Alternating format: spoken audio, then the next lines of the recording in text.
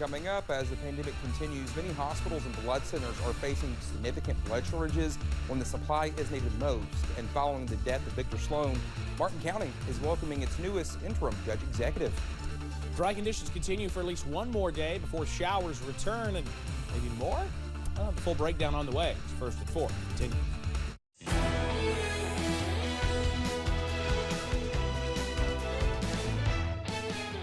Mountain News, first at 4, continues.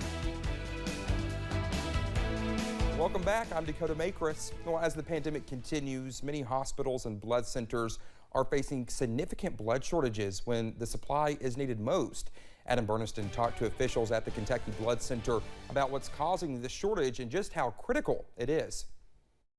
Both the American Red Cross and the Kentucky Blood Center say their blood supplies have been reaching critical lows, which is why now it's more important than ever to donate if you can. For most blood centers, it's safe to have at least a 3 to 4 day supply of blood on the shelves ready to help those in need. But recently, most centers have only a day supply or sometimes even less. This means hospitals are forced to make tough decisions about who should get blood and who has to wait until more supply comes in.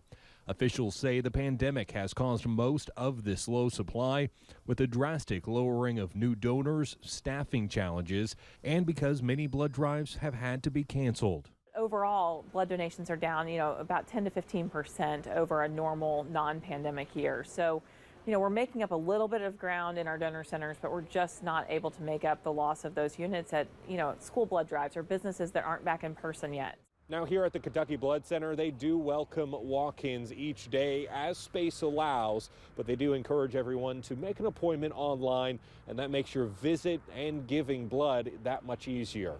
In Lexington, Adam Berniston, WKYT. Well, blood centers say even if you don't know your blood type, that's okay, as all types are needed. They especially need those that can be used universally, used across other blood types. Well, officials with the Floyd County Animal Shelter need your help by adopting a new furry friend and clearing space in the overcrowded shelter. Officials fear that as more animals are brought in and already limited space becomes even harder to find, the old, sick, or violent dogs may have to be euthanized, something people at the shelter want to avoid if at all possible. We need some help, and so instead of going out and looking for a $1,500 dog or however much you pay for a cat, I don't know, but there's some beautiful cats over there that, there's plenty of awesome pets to be had at our animal shelter. Officials say older pets are much harder to find homes for, but make the perfect companion for any age. Officials also want to assure people that euthanasia is a last resort and will only be used in extreme cases. We'll have more from the animal shelter tonight, coming up at 6.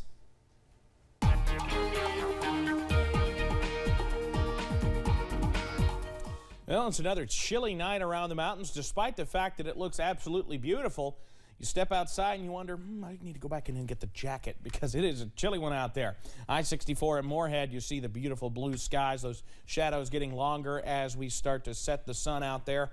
And there's a look at that sun as it sets beyond the horizon there, Buffalo Mountain there in southern Perry County. Mid-30s out there right now.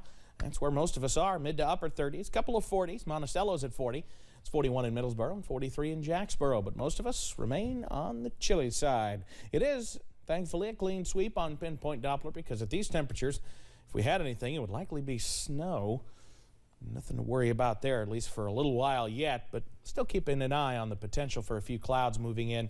Even then, I think those are going to be few and far between tonight. Mid-20s, temperature slightly rising a little bit, though, as we head through the nighttime hours, up to near 30 by the time we finish things off for tonight. Now, clear and cold. I'll have the latest on when some milder air moves in coming up in just a minute.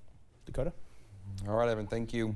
Well, following the death of Victor Sloan, Martin County is welcoming its newest interim judge executive. Colby Kirk was appointed into the seat of interim judge executive this week, moving from his position as deputy judge, where he worked alongside Sloan. Kirk marks the third judge executive Martin County has had since March of last year. And he says he hopes to serve the county well, honoring Sloan's legacy along the way. We had worked together. I'd been his deputy judge there for the last half year that we'd been together. And so I was truly honored to be appointed so that I can carry on the work that we've started and continue moving Martin County forward. Now, Kirk will sit in the seat as interim judge executive until after the election this year. His name will also be on the ballot for that election. Last month, he announced plans to run for the position. Many victims of the tornadoes in western Kentucky lost everything, including their cars. With support pouring in from all over the Commonwealth, the Mayfield Community Foundation has received enough donations to buy 10 cars to give away to those affected by the tornadoes. 3 families have already received the generous gift. It's overwhelming how nice people have been. Ever since the tornado, people have just been wonderful. The Mayfield Community Foundation says it is still taking donations to raise more money to give cars to more families in need. Well, there is a new champion in college football. Georgia fans are celebrating like crazy after the Bulldogs won their first title in 41 years, beating Alabama 33-18 last night. I know our Jade Sailor's probably so upset. Georgia broke a 7-game losing streak to the Crimson Tide, including their conference championship game just 5 weeks ago. Bulldogs former walk-on quarterback Stanson Bennett was overcome with emotion before the game ended. I love this place. I love this team. I believe in myself. I want to win a national championship here.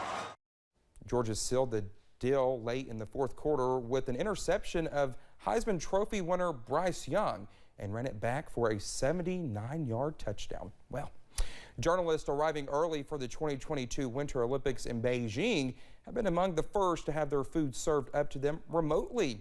The Winter Olympics will have stricter COVID protocols for visiting media, athletes, and officials than Tokyo, with everyone confined to a bubble, which, well, they cannot leave. Those wishing to work outside the bubble must quarantine for 3 weeks. However, unlike Tokyo, domestic spectators will be allowed to attend events. Beijing 2022 gets underway on February 4th. United Airlines is reducing its flight schedule as it deals with COVID-related staffing shortages. Across the U.S., thousands of flights have been canceled in recent weeks because of a spike in cases due to the Omicron variant. It's unclear what the new reduced schedule will look like. In a company-wide memo, United CEO Scott Kirby said nearly 3,000 employees currently have the virus, but he touted the company's vaccine mandate, saying for the past 8 weeks, there have been no COVID-related deaths among vaccinated employees. Flights on the West Coast came to a standstill for a few minutes Monday. Around the same time, North Korea test-fired another suspected ballistic missile, and the U.S. and its allies are condemning the launch. CBS's Tina Krause is tracking the nuclear tensions from London. The U.S. says the North Korean missile didn't pose a threat, but around the same time it was launched, the FAA ordered some airports on the West Coast to halt ground operations. The stop reportedly lasted for about 7 minutes with no reason given. South Korea detected the suspected ballistic missile overnight, which landed in the Sea of Japan. The South says it flew faster than the one fired last week, which the North claimed was a hypersonic weapon. The launch came as the UN Security Council met in New York to discuss the country's growing weapons threat. The DPRK's continued pursuit of weapons of mass destruction and ballistic missile programs is a threat to international peace and security. North Korea hasn't tested any long-range missiles that could directly threaten the U.S. since 2017. But since attempts at diplomacy collapsed in 2019 between leader Kim Jong-un and then-President Trump, the North's testing of short-range weapons has shifted into overdrive, including missiles hidden in and launched from a train. And a year ago, what appeared to be a submarine model literally paraded through the streets. Kim Jong-un made a New Year's resolution to bolster his country's military, even as the U.S. and its allies keep pushing him to back down from his nuclear ambitions. Tina Krause, CBS News.